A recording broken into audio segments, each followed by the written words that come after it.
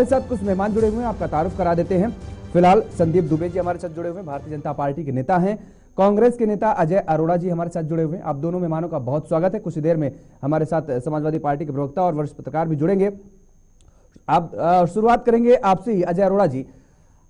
आप दो बातें कहते नजर आ रहे हैं। राहुल गांधी एक तरफ कह रहे हैं कि हम कन्याकुमारी से लेकर कश्मीर तक जब हमने यात्रा निकाली तो हमको कहीं भी कोई भी डर का माहौल नजर नहीं आया, और दूसरी तरफ कह रहे हैं कि पूरे देश भर में डर व्याप्त है, भय व्याप्त है।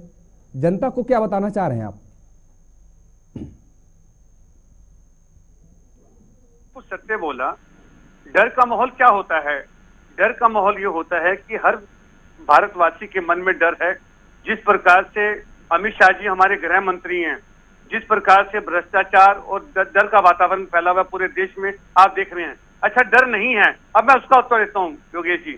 डर यूं नहीं है, जब कांग्रेस के कार्यकर्ता, जब राहुल गांधी जी की न्याय भारत जोड़ो यात्रा निकली तो लोग घरों से निकल के आए, बिना डर के आए, बिना डर के माहौल में आए।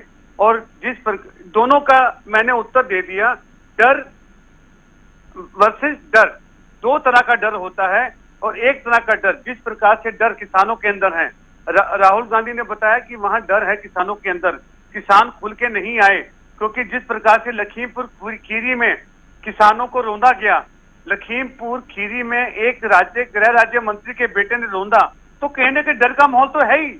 और जिस प्रकार से भी देख रहे किसानों पे आंसू गैस के गोले और रबड़ की गोलियां चलाई गई, किस तरह से लाठीचार्ज हुआ, तो इसे डर ही तो कहते हैं। और डर क्या होगा योगेश जी? ये डर है, किसान सड़कों पे है डर के मारे, और उस पे अत्याचार हो रहा है, उसकी मांगे पूरी नहीं हो रही।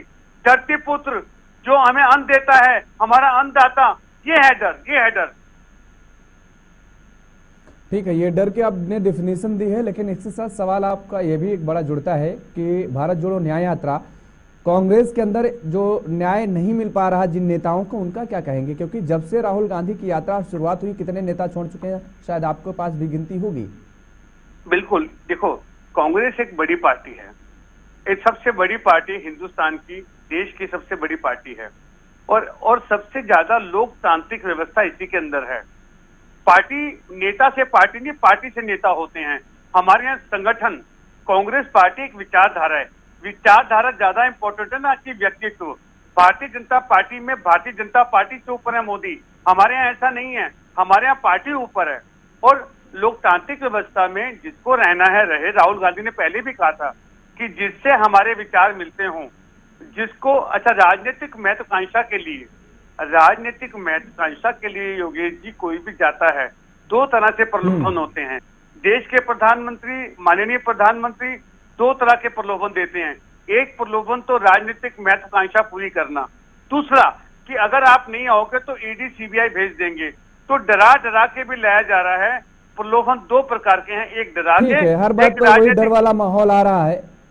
ठीक है, संदीप दुबे जी, क्यों इतना डर व्याप्त कर रखे हैं भाई? देश की जनता को क्यों नहीं आप स्वच्छंद रहने दे रहे हैं, हंसी खुशी से रहे? अब देखिए कितने डर बता डाले अरोड़ा साहब ने।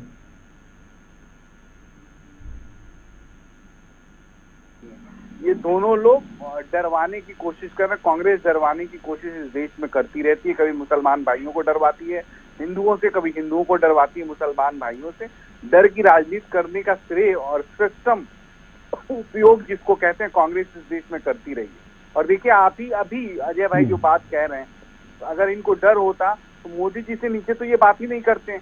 बड़े बड़े नेता, कांग्रेस के जितने भी नेता हैं, प्रधानमंत्री जी को ही डरवाने लगते हैं, उन्हीं के खिलाफ बोलते लगते हैं और कहते हैं इनको डर है।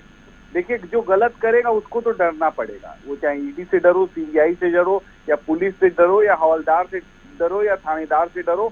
गलत करोगे, चोरी करोगे, उचक्कई करोगे, राहगीरी करोगे, तो वो बर्दाश्त नहीं है। ठीक है, अब दूसरी विषय पे आते हैं। जब हम राजनीतिक पक्ष में अपनी बात कह रहे थे, देखिए, कांग्रेस की अंदरूनी मामला है। कांग्रेस के लोग अपनी तारीफ करें, राहुल जी की तारीफ करें, सोनिया जी की तारीफ करें, लेकिन कांग्रेस के लोग माँ भारती की तारीफ नहीं करते, देश की तारीफ नहीं करते। लोगों के लिए क्या बेहतर आपको कितना डर लगता है? मैं आपसे पूछना चाहूंगा, जानना चाहूंगा, क्योंकि आज प्रधानमंत्री नरेंद्र मोदी के गढ़ में, वाराणसी में आज राहुल गांधी पहुंचे हुए हैं, वहां पर जनसभाएं कर रहे हैं, लोगों से मिल रहे हैं, और किस तरीके से लोगों से बता रहे हैं, समझा रहे हैं कि लोगों भारत को कह रहे हैं, वो तो देश को कह रहे हैं कि दो हिस्सों में बटा नजर आ रहा है, एक अमीरों का एक गरीबों का। गरीबों के हक में सब कुछ दिया जा रहा है सरकार की तरफ से और अमीरों को पूछा तक नहीं जा रहा है।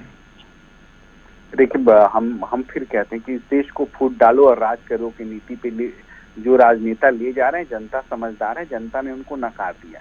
दूसरी, राहुल जी एक बड़े नेता हैं, एक परिवार से आते हैं। मैं व्यक्तिगत उन पर टिप्पणी नहीं करूंगा कि राजनीति में टिप्पणी करना ठीक नहीं है, लेकिन कांग्रेस के लोग स्वयं मूल्यांकन कर लें। आज स्थिति ये हो गई है कि राम भक्त जितने देश में थे, वो चाहे किसी भी पार्टी में थे, सब दुष्ट दलन करने के लिए छोड़ के अपनी पार्टी और आ रहे हैं। तो अगर अच्छे नियत होते, अच्छे विचार होते और राष्ट्रवाद से प्रेरित होत तो आज कांग्रेस होती, जो आजादी के समय महात्मा गांधी जी ने सोचा था। तो वैसी कांग्रेस तो बनी नहीं। महात्मा गांधी जी ने उसी समय कहा था कि इसको भंग कर देना चाहिए, लेकिन वो गलती से धोती अभी आई। अब जनता ने स्वयं ही मूल्यांकन करके भंग कर दिया। अब कांग्रेस की ऐसी प्रथा हो जाएगी इस देश में, लोग इतिहास पढ़ेंगे। और राहुल जी नहीं, यूपी में आप 80 का दावा कर रहे हैं, यूपी में आप 80 का दावा कर रहे हैं, क्या लगता है कि कांग्रेस उसमें सेंधमारी कर पाएगी संदीप दुबे जी? क्योंकि दो लड़कों की जोड़ी एक बार फिर से सामने आने वाली है। योगेश जी, आप देखिए, आप बहुत अच्छे पत्रकार हैं। अजय भैया भी अच्छे राजनेता हैं। उनके अंदर डर इस बात का है कि अगर उनको लोकसभा का भी टिकट दे दिया जाए तो जनता वोट ही नहीं देगी। तो डर ठीक है, कांग्रेस के लोगों में ये डर होना स्वाभाविक है, क्योंकि कुछ करोगे नहीं जनता के लिए, भाषण दोगे। अभी भी देश में आधे से ज्यादा स्टेट में तो विपक्षी पार्टियों की सरकार है। वहां पे अगर लोगों को रोजगार नहीं मिल रहा है, वहां योजनाओं के धन लूटे जा रहे हैं, तो इनको लूटना भी है, डरना भी नहीं है। तो ईडी और सीबीआई काम तो अपना करेगी, तो इनके पास डर होना चाहिए। मैं तो कहूंगा कांग्रेसियों के मन के अंदर भय होना चाहिए, ताकि वो देश में लूट खसोट न कर पाए। ठीक है, अरोड़ा साहब, क्या लगता है कि आपको कितना फायदा यूपी में नजर आता दिख रहा है? क्योंकि एक बार फिर से दो लड़कों की जोड़ी की बात कही जा रही है और ये नारा गढ़ा जा रहा है। पहले भी हमने इन दो लड़कों की जोड़ी देखी, अखिलेश यादव का जिक्र करें या राहुल गांधी का जिक्र करें, दोनों एक साथ नजर आए, लेकिन खासतौर पर कोई विशेष फायदा मिलता नजर नहीं आया। इस बार क्या कुछ अलग होता नजर आ रहा है जिसका आपको लगता है कि फायदा मिलेगा? फायदा इससे मिलेगा, हमारी युवा नेता प्रियंका गांधी जी ने जमीनी स्तर पर काम किया है और कांग्रेस का संगठन, इसमें कोई संदेह नहीं है, पहले कमजोर था और अब संगठन हमारा मजबूत हुआ है। हमने जमीन पे काम किया है और हमें उम्मीद है जब बंदा इम्तिहान देता है। संदीप दुबे जी मेरे अनुज है, मेरे छोटे भाई हैं, इनको मैं बड़ा प्यार करता हूं। अगर पहले इम्तिहानों में अगर हम पास नहीं हो पाए तो मुझे लगता है कि इस इम्तिहान में हम जरूर पास होंगे और जनता का मैंडेट मिलेगा। जनता ने जो मैंडेट हमें पहले दिया था, हमें स्वीकार किया। हमने कहा जो जनता ने मैंडेट दिया हमें स्वीकार है, लेकिन जनता भी समझ गई है कि कांग्रेस की जरूरत है। जिस प्रकार ने कांग्रेस में यूपी में, पहले उत्तर प्रदेश की मैं बात कर रहा हूँ क्योंकि यात्रा वहां पहुंची है, विकास किया था और हम उस विकास की लहर को आगे बढ़ाएंगे, आगे बढ़ाएंगे। अरे 2 सीटों में एक सीट बची है, क्या वो बचा पाएंगे? अमेठी रायबरेली में अब रायबरेली केवल बची हुई है। अब तो सोनिया गांधी जी ने भी राज्यसभा चली गई हैं, तो अब रायबरेली से कौन आएगा? और अमेठी से राहुल गांधी इस बार चुनाव लड़ेंगे क्या? करत अभ्यास के जनमत हो सुजान। मैं बताऊं योगेश जी, राजनीति में सरकारें आती हैं, सरकारें जाती हैं। मैं बिल्कुल ये नहीं बोलूंगा अभिमान में, एक समय ऐसा था जब भारतीय जनता पार्टी की 2 सीटें हुआ करती थी।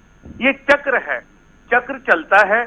आज चक्र में इसमें कोई संदेह नहीं है कि भारतीय जनता पार्टी हमसे बहुत ऊपर है। ये चक्र चलता है, आप कह रहे हैं कि चक्र जैसे ये पहिया घूमेगा, समय का पहिया घूमेगा, तो आप एक बार फिर से सत्ता में आने की बात कर रहे हैं। कीर्तिनिधि पांडे जी, समाजवादी पार्टी के प्रवक्ता, हमारे साथ जुड़ गए। कीर्तिनिधि पांडे जी, आपका भी बहुत स्वागत है।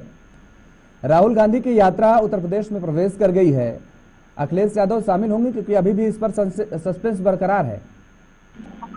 नहीं, देखिए, राहुल गांधी जी की न्याय यात्रा को लेकर के जो निमंत्रण समाजवादी पार्टी के राष्ट्रीय अध्यक्ष जी को मिला है, उसमें बहुत स्पष्ट रूप से खड़गे साहब के निमंत्रण को समाजवादी पार्टी ने स्वीकार किया और समाजवादी पार्टी के राष्ट्रीय अध्यक्ष से कहा कि हम किसी न किसी जनपद में भारत जोड़ो यात्रा में शामिल होकर राहुल गांधी। तो निश्चित रूप से समाजवादी पार्टी के राष्ट्रीय अध्यक्ष जी भारत जोड़ो यात्रा में शामिल और जो लगातार चर्चा का एक विषय बना कि अभी भारतीय जनता पार्टी के प्रवक्ता कह रहे थे कि जो डरेगा और जो गलत करेगा और थानेदार से डरेगा, पुलिस से डरेगा, ईडी से डरेगा, सीबीआई से डरेगा। सवाल उद्देश्य ये नहीं है।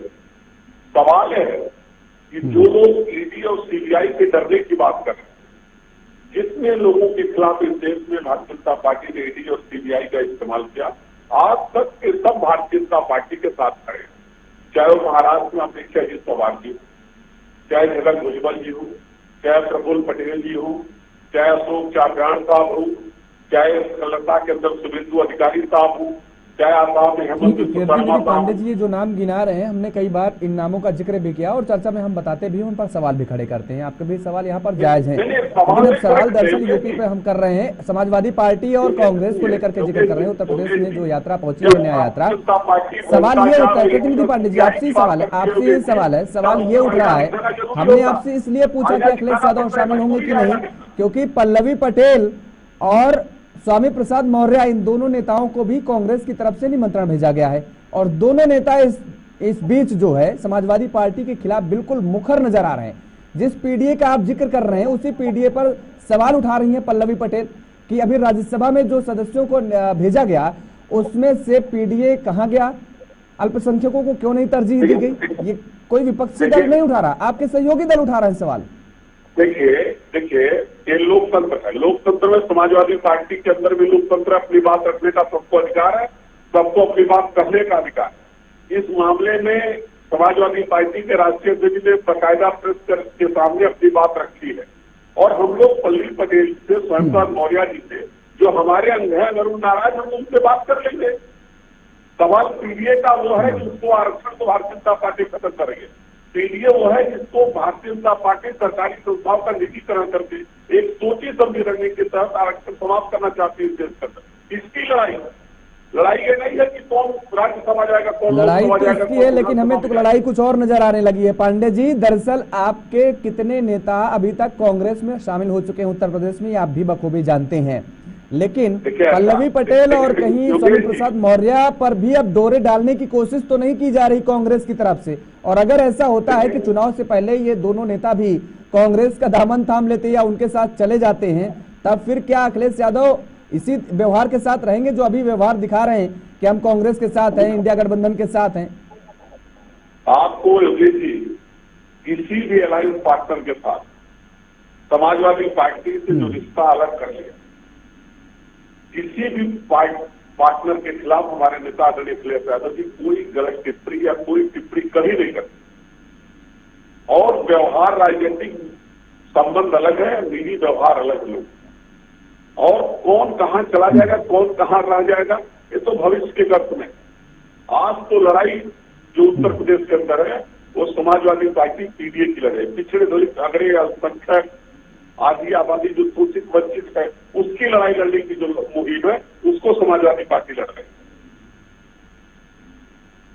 चलिए ठीक है, आदि आबादी का भी आप जिक्र कर रहे हैं लगातार, और पीडीए पिछड़े दलित और अल्पसंख्यकों का आप जिक्र कर रहे हैं, लेकिन उन्हीं पिछड़े दलित और अल्पसंख्यक को लेकर के सवाल भी उठाए जा रहे हैं।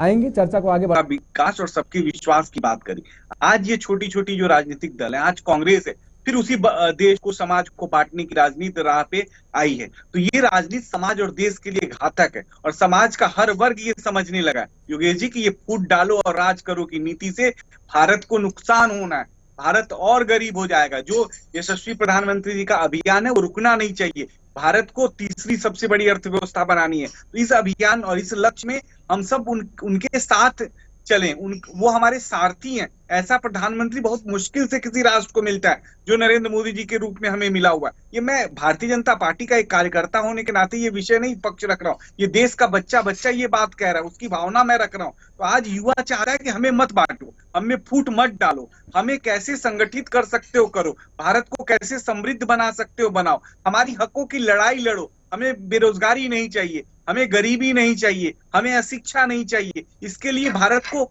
लड़ना है। तो हम सब भारतीय लड़ रहे हैं प्रतिनिधि पांडे जी और इसके साथ ही अजय अरोड़ा जी तो कह रहे हैं कि आप डरा करके सभी पार्टियों को तोड़ने की कोशिश कर रहे हैं, और जो नेता दागदार होते हैं आपकी नजरों में, जब आपके पास आ जाते हैं तो वही बिल्कुल व्हाइट कॉलर वाले हो जाते हैं। योगेश जी, लंका याद है? लंका में विभीषण जी थे जो भगवान राम का नाम लेते थे। जब राम मिले तो उन्होंने रावण को छोड़ राम जी के शरण में चले गए। तो हर पार्टियों में राम को तो मानने वाले लोग हैं ना, राम तो कण में बसते हैं, हर व्यक्ति के हृदय में बसते हैं, और हर जगह कहीं घुटन हो रही किसी व्यक्ति को, वो आना चाह रहा है तो उसको आप कैसे रोकेंगे? ये तो भारत का संविधान उसको इजाजत देता है कि अपने विचार को और सशक्त करे। तो राम में अगर वो नेह लगाने वाला कोई व्यक्ति कहीं दूसरी जगह है और आके राम में नेह लगा लेता है, तो इसको अस्वीकार आप कर देंगे? इसे हमें स्वीकार करना पड़ेगा। और एक और बात योगेश जी बता देता हूँ, लोहा लोहे को काटता है। ये बुराइयों के बीज बोने वाली विपक्षी पार्टियां, इनसे वो अच्छे लोगों को हमें ले लेना पड़ेगा। अगर वो बुरे भी थे तो उनको अपने साथ लाके उनसे अच्छा काम करवाना पड़ेगा, कर्म बदलने पड़ेंगे। अंगुलीमान डाकू का तो आपको याद है ना कहानी, हम किस्सों में पढ़े, छोटे छोटे बच्चे। अरे आप बांध करके थोड़े न रहेंगे। अभी आप ही कहते हैं कि लोकतंत्र में, ये संविधान में है कि जब नेता जब जिधर चाहे उधर चला जाए। आज आपकी सत्ता है, कल किसी और की होगी, उनके साथ चले जाएंगे। ठीक है, ठीक है संदीप जी, आएंगे आपके पास। आलोक पांडे जी हमारे साथ जुड़ गए हैं, राजनीतिक विश्लेषक हैं। आलोक पांडे जी, आपका भी बहुत स्वागत है जेके 24/7 न्यूज पर। आलोक जी, क्या लगता है आपको, उत्तर प्रदेश में जिस तरीके से कांग्रेस की भारत जोड़ो न्याय यात्रा पहुंच चुकी है और समाजवादी पार्टी और कांग्रेस एक साथ आने की बात भी कर रही है, अखिलेश यादव कह रहे हैं किसी न किसी जिले में वो इस यात्रा में शामिल होंगे, क्या लगता है कि इस यात्रा और कांग्रेस या समाजवादी पार्टी के एक साथ आने से कुछ फायदा यूपी में मिल सकता है क्या, जो अपनी खोई हुई सियासी जमीन की तलाशने में कांग्रेस फिलहाल जुटी हुई है? देखिए, कांग्रेस को समाजवादी पार्टी के साथ आने में फायदा तो मिल ही सकता है भाई। 2022 में समाजवादी पार्टी को 36-37% मत मिला था, उनके गठबंधन को 35%, उसमें समाजवादी पार्टी का था लगभग 34%। तो कांग्रेस को 2-2.25% मत